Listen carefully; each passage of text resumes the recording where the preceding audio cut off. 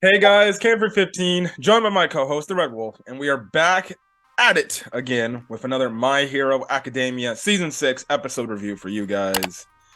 As we finally get the full backstory of the Todorokis. I'm not gonna lie, I thought it was gonna be longer, but it still explained a lot. I told you, man. Didn't I say this last week? They can adapt 2-3 chapters. If I go back to my manga chapter reviews, I believe the Todoroki backstory, it was 2 full chapters. So this episode adapted 2 chapters. Hmm. It's an anime episode. You can adapt as much content in one, well, not as much in a 20-minute, but you can adapt 17-page mangas in one full episode.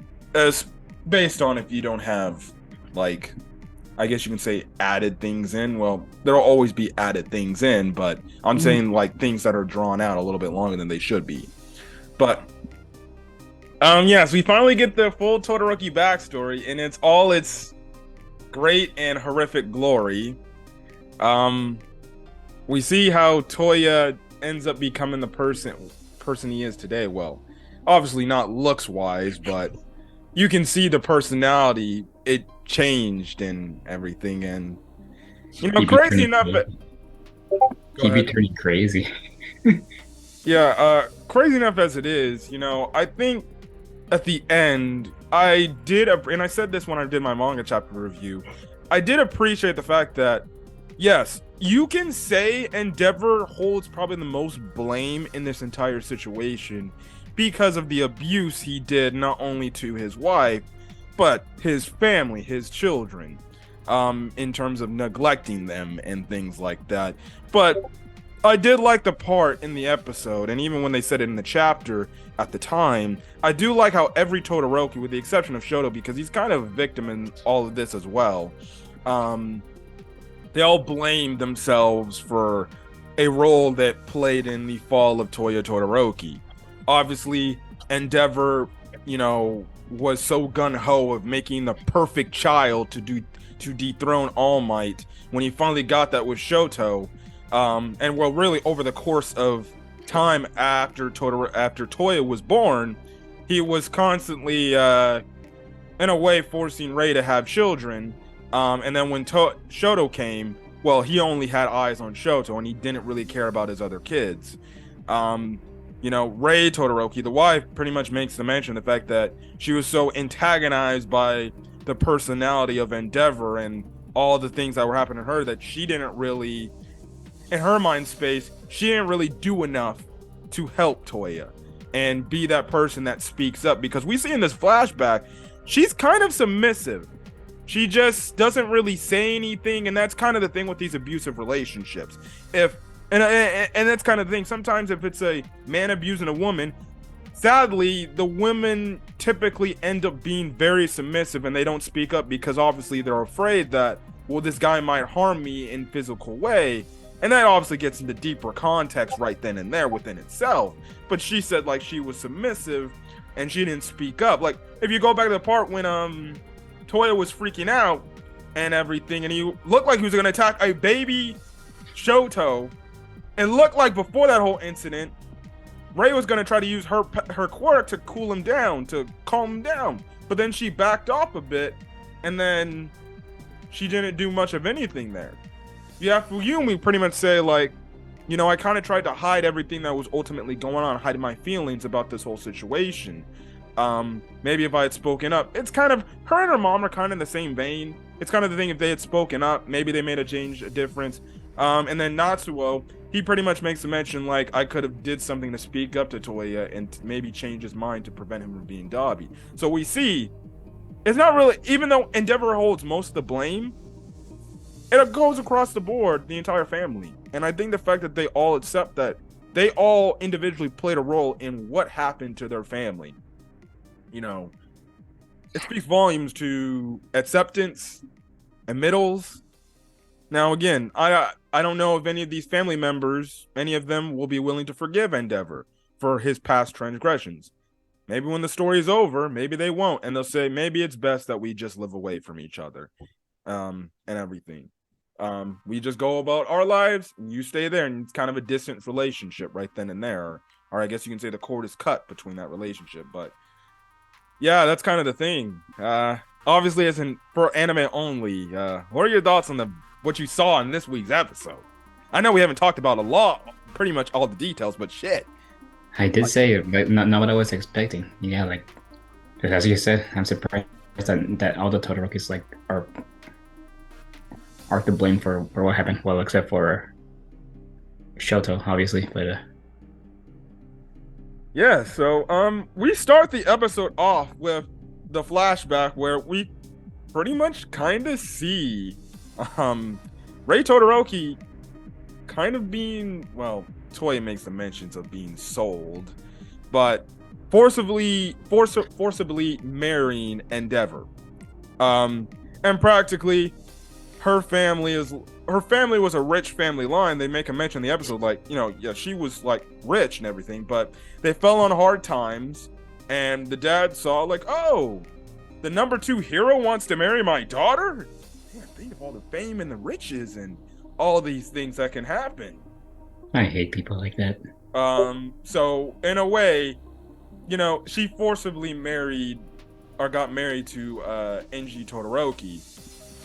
Even back then, she kind of looked a little bit lifeless. And the thing is, Endeavor makes a mention, like, no, she didn't fight back about this or anything. She just accepted it as it was. Now, why she just accepted it? Maybe because she had no say in the matter.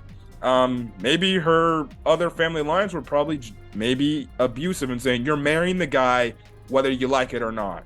And maybe they were treating her harshly. And at that point, you could say maybe she broke then. But we do see, the backstory, starts. It seems like Endeavor does have, maybe he does care. He does have like a care for Rei, and he's like, you know what? Maybe I shouldn't treat her so harshly and everything like that, or maybe I should take her with care. Because there's this moment where they look at this flower. He's like, you like flowers? And she's like, yeah, I love flowers pretty much. And funny enough, when we cut back to the present, she has the flower that they looked at all those years ago, which this is when it gets into the whole thing. So we meet kid Toya Todoroki. So back in the day, he had red hair like Endeavor, but over time, like with the other Todoroki members, they had red, and then it just grew to white hair. But his hair went fully white. The others just have little, like, Natsuo, but the others have like specks of red in there and everything.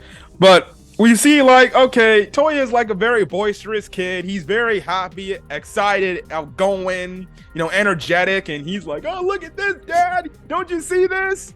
And everything. And obviously, Endeavor, he's like, okay, man, this is great, And the thing is, he was raising him to be, obviously, the son that he wants to surpass All Might, and everything. Now, there's a doctor scene in this episode. They go to the doctors and they say, well, about Toya, we can't actually have this guy using his abilities. Why is the reason why? Because he can't, he'll be burnt. He'll like constantly get burnt over and over when he uses his flames. Yeah, they make a mention like, yeah, he has a crazy resistance to ice, so you probably should not let him use his quirk, otherwise he's going to hurt himself. He's gonna burn himself, probably to a chicken nugget, which technically, I guess, in an effed up type of way, he did burn to a chicken nugget, but too soon. Great. Now I cannot unsee that. Too soon? I'm sorry. Well, you heard it here, folks. So yeah, so from the start, they get that word, and in a way, Endeavor's kind of, and you see the look in that hospital scene, Endeavor's like, wait, what? And you're like, uh-oh, this is probably what makes him turn, huh? So obviously, they make another baby. Fuyumi is the second child.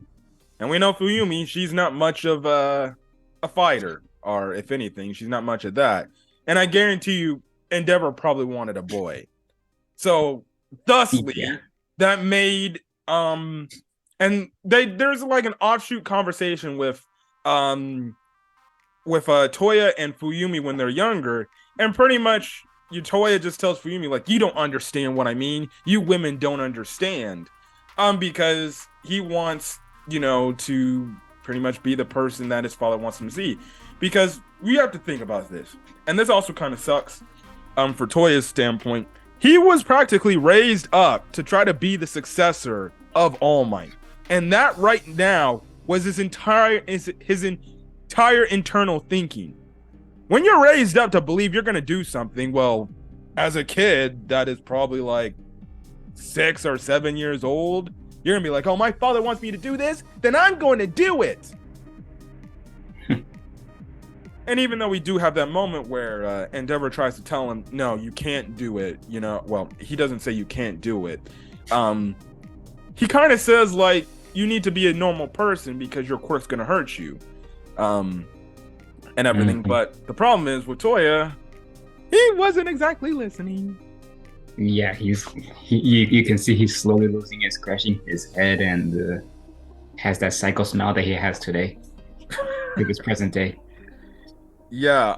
So, okay. Natsuo comes and everything, and obviously with another child, you kind of also see Toya's like shift in personality, his shift in change as a person, because again, this has got to wear on a kid. You got to think about his mind space too.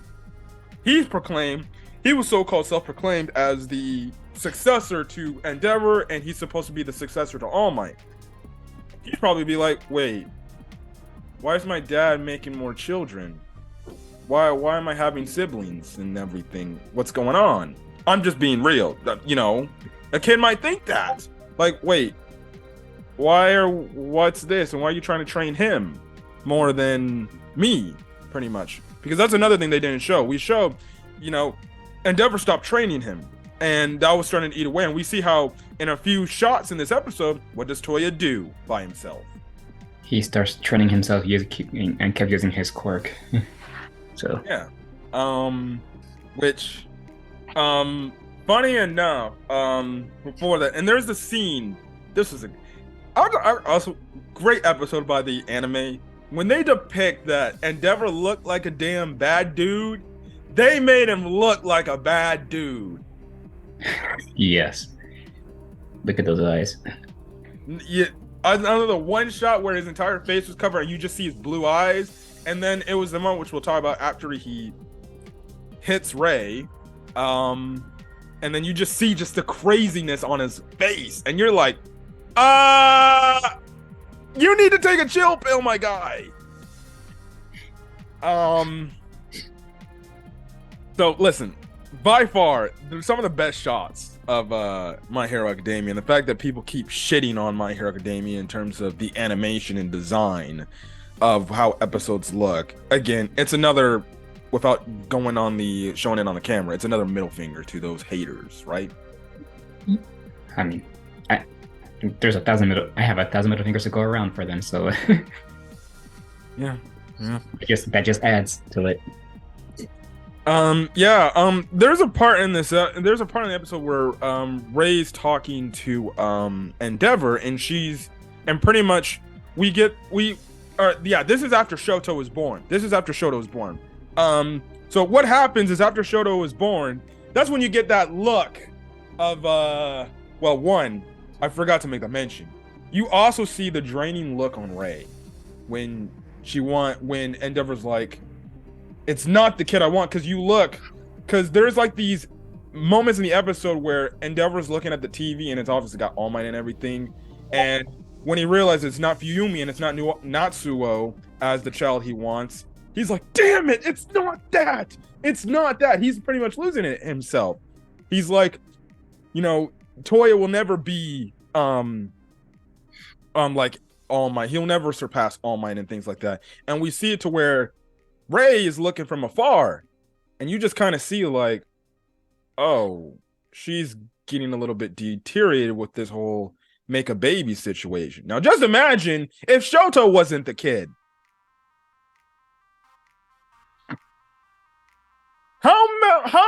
Listen, there's people in this world that have damn near upwards to 13 freaking kids.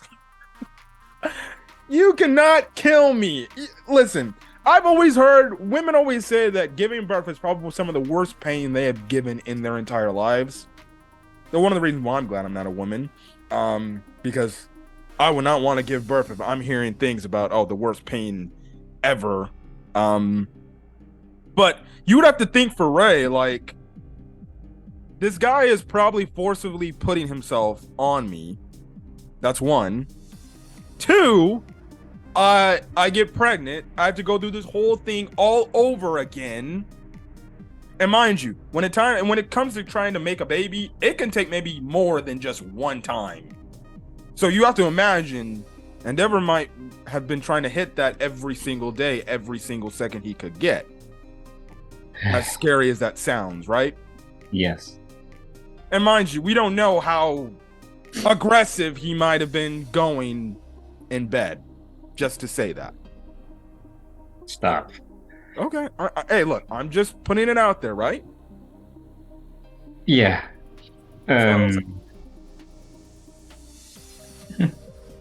So, you see the look in her eyes. They start to look a little bit dead, and they start to look a little bit tired and everything. And you actually kind of feel for her. So after Shoto's born, you see the look on Toya, because obviously Shoto's the perfect kid, and in Endeavor's case, and you just see the look on Toya. He just looks, how would you describe it? Like dead inside? Either dead or just plain out insane. I don't know. So we have this moment where Ray and Endeavor pretty much makes me, because we see a moment where Shoto, when he was like a toddler, he was like, hey, can I go play with my brothers and my sisters? And obviously that was the whole scene we got like a few seasons ago when Endeavor pulled him away. He's like, no, you're not gonna play with them, pretty much. But before that, we find out that Endeavor actually told Ray, listen, keep Shoto away from the other children and everything, which I'm like, wait, why are you trying to neglect your youngest son from his siblings? Which one, it makes it to where he's putting Shoto on a pedestal that's better than Natsu, Fuyumi, and Toya. And we know Toya, he took offense to that. Mm-hmm. Big time. Now, I'm just throwing it out there. I think I made a mention in my manga chapter reviews. I'm like, now, it would have been interesting. What if Toya didn't go bad? What if Toya could still be a hero, but since Todoroki has ice powers, even though maybe he could do it where, okay, yes, maybe Toya's flames are so bad that it keeps burning. But what if, Todoroki with his ice abilities could cool him down, and they could be like, brother, working helping each other out. He uses flames too much. Well, then Todoroki could have came in. Shoto could have came in and said, here, brother, cool down. I'll take care of this because I'm half and half. Could have been that kind of thing, but you see how Endeavor neglects Toya. Well, if you think about it, it would still be more flames than ice, because Toya's full on flames and Todoroki is half flames, and his other half is ice, obviously. But yeah, but I was saying, like, maybe he could use his ice abilities if Toya overexerts himself with his fire abilities to use his ice, cool him down. It'd be like, hey, take a chill pill, and they could be like nice tag team type of brothers type of thing going on, working together. I wonder if that ice would be enough for those blue flames of his. That is true. We did see in the Shoto Toya battle, it doesn't matter. The ice didn't really have no effect. Exactly. So more flame than ice. Jeez. That is true. Now you have a moment where Ray, she's like, listen, you're just neglecting your son. You're running away from Toya. You're not addressing the issue and everything. And he gives her the responsibility. You watch Toya, make sure he's not doing anything that he's not supposed to be doing. So one, you put all this burden on your own wife after you pretty much stress her out. Then you're only focusing on one son compared to your other children. And yet people say Goku's a bad father. Mm-hmm. Look at Endeavor. I like Endeavor. I do. I don't like the things that he did, but I like the character. Yeah, But at least let's not at least- sugarcoat things. That guy was a mother effing bad dad. yeah, at least he's looking to redeem himself. At least, So or he was. yeah, you get one of the training things where Toya goes up to that one mountain. He trains, and he's like, "Oh look, my dad's gonna like this. He's gonna like this." And it was like kind of this thing where he had fire across his chest, and he's like, "Dad's really gonna like this." So again, it's this kid that just wants love from his dad of saying, "Hey, you did great, son." He just probably wanted that one moment where he's like, "Toya, you're just phenomenal. You're great." And he wants that recognition from his own father. But the problem is, like Ray made a mention, he was running away from the problem. He didn't want to address it and have that serious one-to-one conversation. Yeah, he had a whole thing of saying, "Why don't you go play with your friends? Why don't you not use your quirk and do all these other things? You can be something else other than a hero." But he needed to have that legit serious talk with his son, and just also to not only have it but show it like a father, be there for Toya. But he never did that. He was more worried about Shoto. He was more worried about being a hero. Again, he has his hero duties, but he didn't split enough time towards his entire family. That's what a good father would do.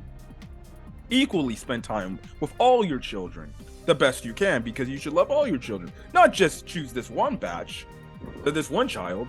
So he goes back home, and oh boy, what happens when Endeavor sees this? He let's just say he went psycho. He kind of went psycho right there.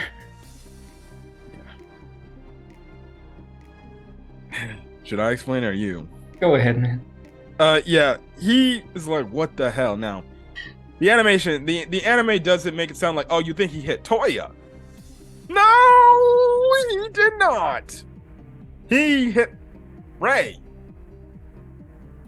And like I said, and probably one of the more horrifying Endeavor images we got. He was Look like, at those eyes. yeah, he was like, "I told you were supposed to watch Toya at no cost, and you failed at doing that," and everything. And pretty much, he kind of gave her the ultimatum: "You need to do something about this. This is your problem. It's not mine." And I'm like, what?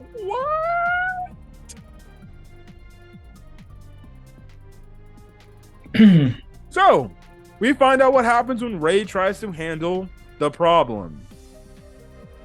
What happens? She just couldn't because Go ahead, man. So you have this discussion between Toya and Ray. Toya's going out, and Ray is like, "Hey, where are you going?" And he's like, "I'm going off to go train," and things like that. And she's like, "You shouldn't be doing that. You don't want to hurt. You don't want to go out there and hurt yourself. Like, why don't you just go be a regular kid and go play with your brother and your sister?" And Toya was totally against that. Yeah, and he kind of crossed the line. Go on and say what line he crossed. He made a mission of Endeavor and Ray basically arranged a forced marriage, basically, just to raise the perfect kid. Yeah, I remember when I heard that line in the manga, I was like, oh, I was like, I'm sorry, I may like kids, but that's a line where you get a spanking for. There is no way a kid should talk to their parents like that. And the thing is, he didn't say, "Oh, what my co-host just said." He said it, "You got sold off by grandma and grandpa."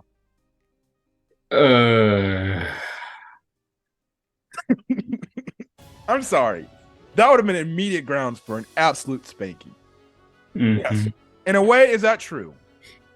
But your kid should not say that. Now the question is, how the hell did the kid know? How did he know? He must have overheard at some point. Must overhear. Yeah, must overhear. Maybe he asked his grandma and grandpa. Or maybe Endeavor has no shame and just told him. Shit. That's also a good point. But he walks out, because of this, she sees those crazy eyes and it's like, I forgot to make a mention. One of the most horrifying images when Toya was trying to show Endeavor, like, hey, it's me. Aren't you proud of me? And then obviously Endeavor's like, you need to stop this. You need to stop Toya. But then he's like, that's when you get that crazy Dobby look in his eyes. And he's crying and everything. Oh, I forgot to make a mention. Toya, man, people want to say freaking Deku's a crybaby. Toya was a crybaby back when he was a kid. Now, obviously, it's warranted, but I forgot to make the mention. What was your feeling when you saw Dobby talk about, and at the start of the episode, he's talking about what's going on and the fact that he can't freaking do anything. Next thing you know, this man can't even cry right. You see this man crying blood!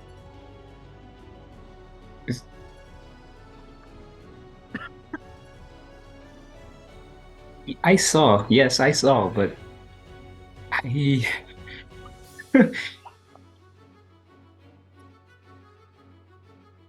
people actually like this character. I remember reading in the manga that he was crying blood, and I saw like when they showed it, his tears, it's all blacked out because it's what blood looks like in black and white. But just to see it in animation form, it actually kind of like it horrified and scared me. I'm like, this man can't even cry water. He's crying blood. Mm-hmm. Oh God.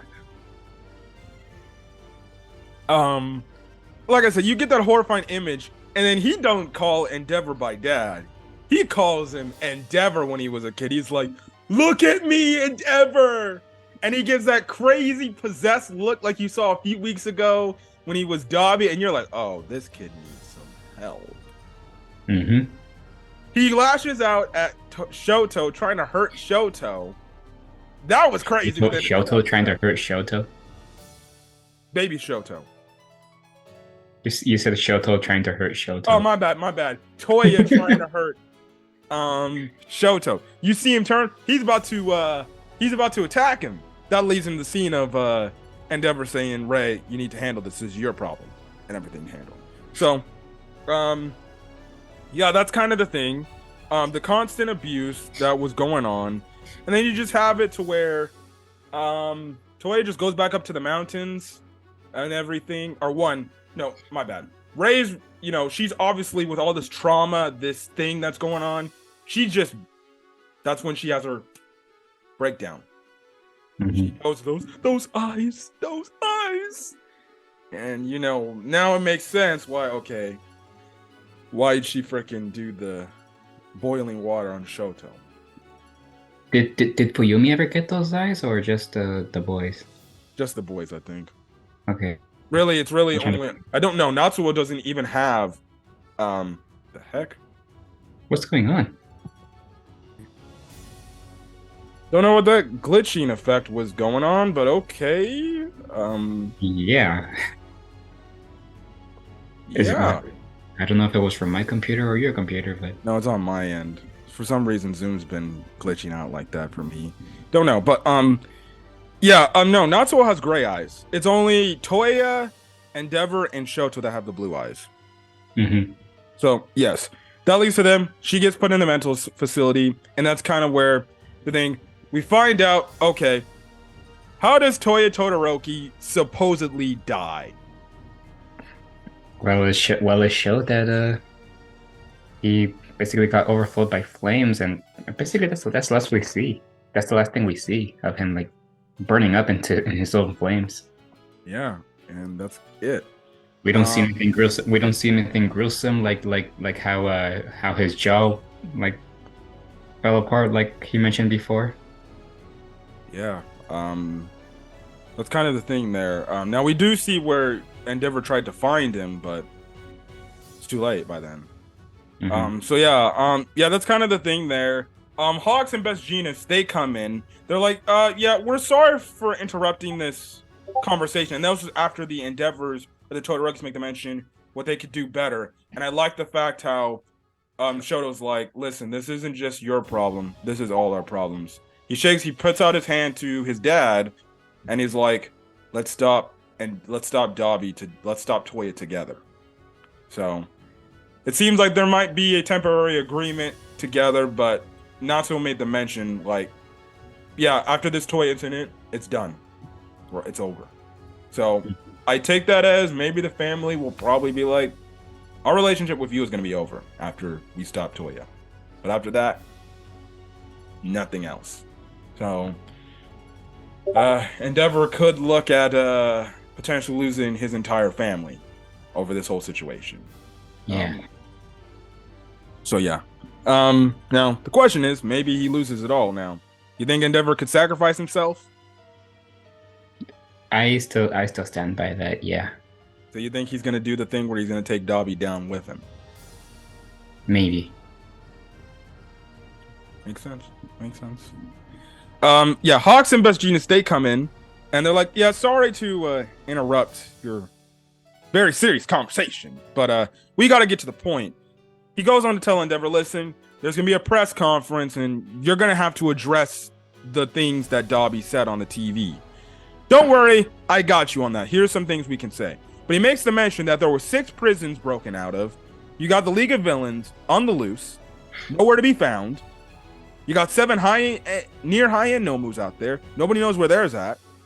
Chaos and uproar over like crazy. I think they said over about like 1,000 inmates over there roaming, whatever. You got civilians trying to take things in their own hands. They're causing more injury. And this only happened in 2 days. Those days. And he pretty much is saying, listen, regardless of everything that has happened, we're gonna need you, bro, to help us. Because you're the #1 hero. You at least have to be something of hope for us, for the entire hero society. They do make the mention. I think we made a mention about this last week. I said about heroes from other countries. They did try to put in a request. The government in Japan tried to put in other requests for other heroes from other countries to come to Japan to help. The only problem with that is this. Because the Hero Safety Commission is, well, dead, they can't facilitate any moves like that. Thoughts on that? And we do see silhouettes of heroes from other countries. Will we see those heroes later? Don't I know. But you know, with anime, they show silhouettes. What does that usually mean? Those characters will eventually show up. Yes. Your quick thoughts? Well, I did call it. It would be cool to see heroes from other countries. Yeah. The only time we've seen heroes from other countries is the 3rd movie. Yeah. But sadly, they weren't featured as much. So, we'll see. Yeah. Yeah, that's kind of thing. Also, Hawks brings up this mention. He's like, oh yeah, there's actually one more thing that we need our answers questioned about. What is... Go ahead. What is One for All? And... oh my gosh! So, Hawks makes the mention of One for All. Also, I forgot to mention, Hawks does recognize and he does like that Shoto is, I guess, the person that he wasn't. Because you reflect on what Shoto was, unlike him, where he was the one to stand up against his family and speak out against his family, saying things are not being done right. And he appreciates Shoto for being that. And he tells Shoto that you're the hero of the Todoroki family, which I actually do like. I think it makes complete sense. He is the hero of the Todoroki family. But yes, going on, One for All. We cut back over to Deku. Now Hawks and Best Genius, they end up walking. They're like, hey, is Izuku Midoriya ready to be seen? And Ida's like, no, All Might doesn't want anybody in the room right now. Well, we see Bakugo getting carried off reluctantly. You have Best Genius like, Great Explosion, Murder King, God Dynamite. Hey, how are you doing? I hope you're feeling good. And he's like, I am not. Do I look okay? Ochako's obviously worried. That's her boyfriend. Suck it, haters, right? How satisfying. Anyways, moving on. Yes. No. Yes. Now, Hawks is like, All Might. Why is All Might in that room? There's something going on that I don't know. Huh. Midnight has something tied to this all for one. I mean, one for all. So the episode ends off. The episode ends off with All Might pretty much saying, "I can feel it. You're talking to the vestiges, aren't you, Izuku Midoriya or young Midoriya?" And next episode, we're gonna get the cancel of the One for All vestiges. Will they convict Deku guilty or free or not guilty? Why exactly are they putting him on trial? I'm just messing with him. It's gonna explain their whole things to you. Now, when I mean you're gonna get the whole One for All shit, you're getting everything when it comes to One for All backstory. Right then and there. So looking forward to it. We're practically out of time in our Zoom room. We have less than 1 minute. Anyways, and great episode. Nothing else to say. Your quick thoughts before we get out of here? Yeah, great episode. And sheesh, that's why it's called the Hellish Todorokis. Yep. So next week, can't wait to talk about it. You're gonna get everything of One for All answered and things like that. Anyways, we're gonna get out of here. Catch you guys next video. Tell you guys later. Hit that subscribe button. Leave the link in the description below for both our channels. Yada yada yada. Till then, guys, have a great rest of your day or night. Checking out this video. Peace.